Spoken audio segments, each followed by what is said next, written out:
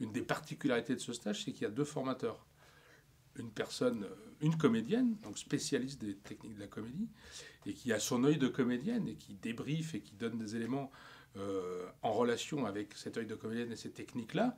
Et puis moi qui suis plutôt spécialiste de la communication au sens large, à travers ces interventions en public, qui aurait cet œil de communicant en quelque sorte. Donc c'est l'alliance d'un spécialiste en communication et d'une spécialiste de la scène, donc d'une comédienne. Ce que je vais apporter, c'est toutes les techniques de théâtre qui sont essentielles.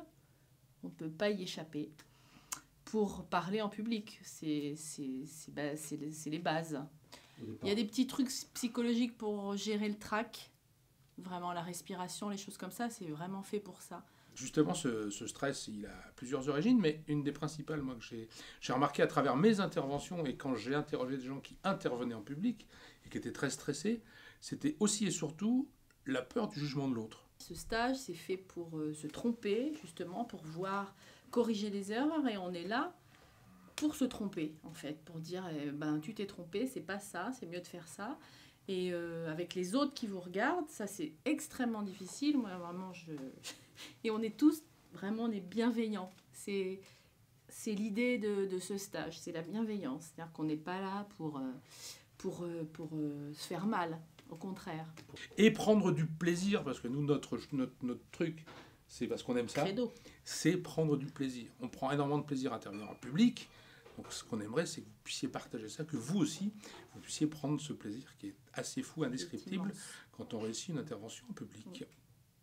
Première question, c'est qu'est-ce que tu as pensé quand on t'a dit qu'Isabelle et son frère allaient faire ce stage? Moi, je connais un peu déjà tout ce principe de stage parce que c'est une chose dont on parlait beaucoup avec un ami qui depuis en a fait sa profession et qui maintenant aide des avocats. Et j'ai vu les bienfaits de ce travail sur bon nombre d'avocats que je connais aussi.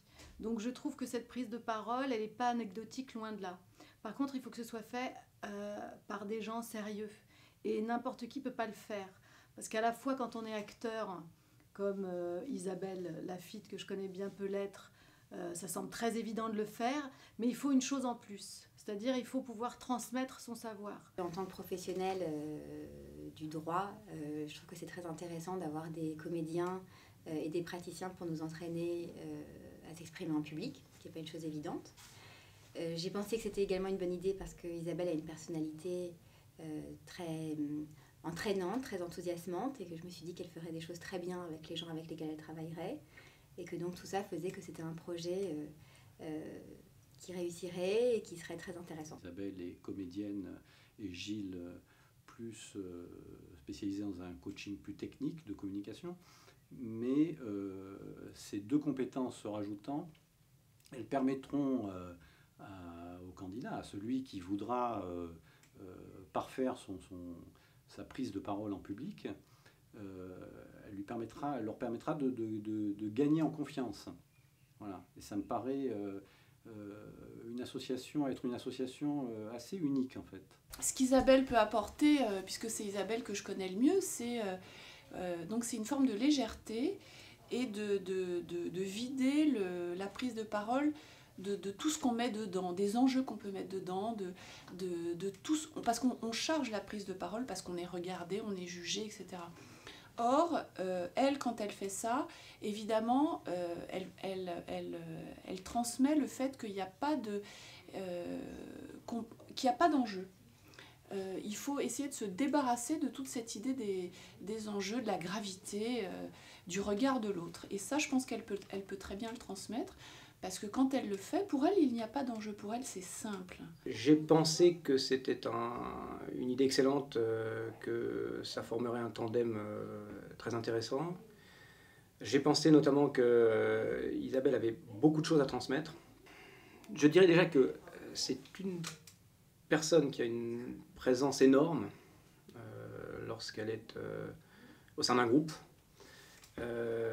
Que cette présence, c'est une présence qui est c'est sans doute quelque chose de très naturel pour elle, mais qu'en tant que comédienne, elle a dû nécessairement faire l'analyse un petit peu de la raison pour laquelle elle avait cette aura, Et donc, elle pourrait notamment transmettre ça. Elle pourrait notamment apprendre à des gens qui sont peut-être un peu renfermés ou qui n'ont pas cette présence. Elle pourrait peut-être leur transmettre cette espèce de générosité,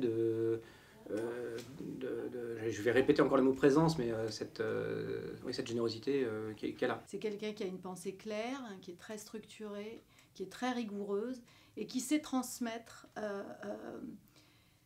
ce qui fait la prise de parole, comment on se présente à quelqu'un, comment on a confiance en soi, même si au fond on est plus fragile, comment on peut regarder l'autre, lui donner quelque chose et obtenir en retour.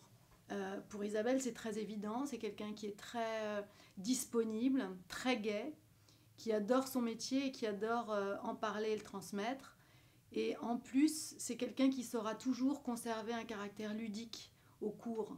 Donc, moi, j'ai très confiance dans cette entreprise. Autant faire appel à des gens qui savent le faire et qui le font avec plaisir, avec humour. Ça me semble une démarche intelligente. Et le but de cet exercice, c'est de pouvoir se reconnaître, d'être soi-même devant les autres.